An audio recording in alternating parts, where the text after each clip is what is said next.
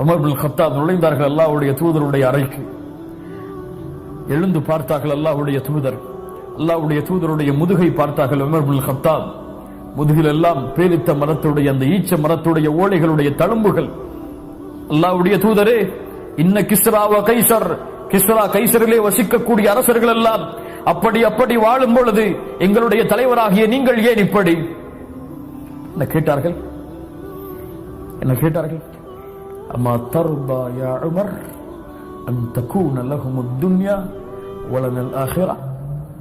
உமரே, அவர்களுக்கு இந்த உலகமும் எமக்கு மறுமையும் இருப்பதை நீ புரிந்து கொள்ளவில்லையா? சுப்ஹானல்லாஹ். என்ன கேள்வி? அவர்களுக்கு இந்த உலகமும் எமக்கு மறுமையும் இருப்பதை உமரே நீ பொருந்திக் கொள்ளவில்லையா? வலல் ஆখিরাத்து கைருல் லக மினல் ஊலா வலசௌஃப யுஅதீக ரப்புக ஃபதர்பா. நீங்கள் திருப்தி அடையக்கூடிய, நீங்கள் விரும்பக்கூடியதை அல்லாஹ் கொடுத்தே தீருவான். நபியே, கவலை வேண்டாம். கொஞ்சம் பொறுத்திருங்கள் ஈமானில், கொஞ்சம் பொறுத்திருங்கள் தக்வாவில், கொஞ்சம் பொறுத்திருங்கள் இஹ்லாஸில். நீண்ட காலம் அல்ல, குறுகிய காலம்தான். கொஞ்சம் பொறுத்திருங்கள், நிலையான சொர்க்கம் உங்களுக்கு உண்டு.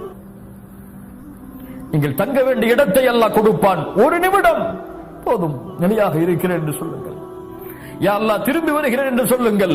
வலசௌஃப யுஅதீக ரப்புக ஃபதர்பா. அல்லாஹ் அந்த சொர்க்கத்தை உங்களுக்கு கொடுத்தே தீருவான். நீங்கள் விரும்பக்கூடியதை அல்லாஹ் உங்களுக்கு தருவான். நபியை, கவலை வேண்டாம். நம்மெல்லாம் சொர்க்கவாதிகள் இன்ஷா அல்லாஹ். ஆனால் கொஞ்சம் சபுர் தேவை. இந்த பூமியில் இஹ்லாஸில், தக்வாவில், அல்லாஹ்வின் அச்சத்தில், பாவங்களை விட்டு தூரமாகுவதில், ஹிதாயத்தில், நல்ல குணங்களில் கொஞ்சம் பொறுமை தேவை. பரவாயில்லை, போகட்டும் இந்த துன்யா, எனக்கு அங்க இருக்குது கொஞ்ச காலம் தான், சபுரா இருந்தா அல்லாஹ் அங்க போய் நான் நிம்மதியா வச்சிருப்பான்னு நினைங்க.